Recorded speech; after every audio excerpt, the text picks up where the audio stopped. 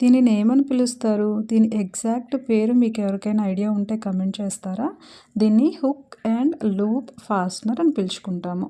దీన్ని వెల్క్రో అంటారు ఎక్కువగా. వెల్క్రో అనేది దీని బ్రాండ్ నేమ్ అనమాట. ఇది 1941లో స్విస్ ఇంజినీర్ అయిన జార్జ్ ద మెస్ట్రల్ దీన్ని కనుక్కున్నారు.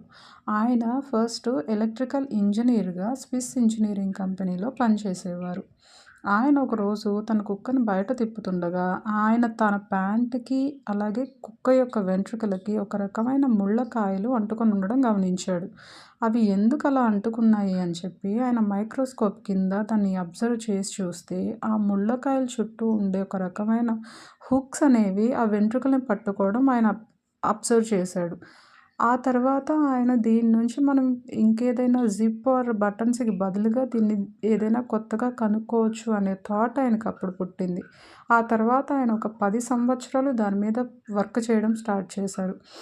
తర్వాత ఆయన నేత పని చేసే అతనితోటి కలిసి కాటన్‌తో తయారు చేశారు. కాటన్ అనేది సాఫ్ట్‌గా ఉండడం వలన ఎక్కువగా పట్టుకోలేకపోయిందనమాట.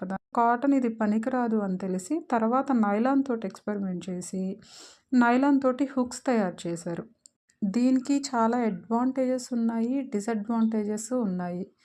మనం కొంచెము స్వెటర్ లాంటి క్లాత్స్ ఏసుకున్నప్పుడు ఇవి తొందరగా క్లాతింగ్‌కి కూడా పట్టుకొని దాన్ని పాడు చేస్తుంటాయి.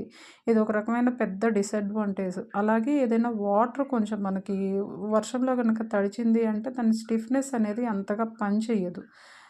అలాగే అడ్వాంటేజ్ వచ్చి అంతరిక్షంలోకి వెళ్ళాలి అనుకున్న వాళ్ళకి బ్యాగ్స్ తయారు చేస్తారు. సూట్ తయారు చేస్తారు కదా!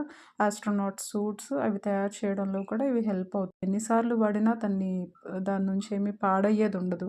సో, ఇలాంటివన్నీ అడ్వాంటేజెస్ ఉన్నాయి. అందుకే దీనికి వెల్క్రో అనే పేరే ఎందుకు పెట్టారు అంటే ఇదొక పోర్ట్‌మాంటో ఆఫ్ 2 ఫ్రెంచ్ వర్డ్స్.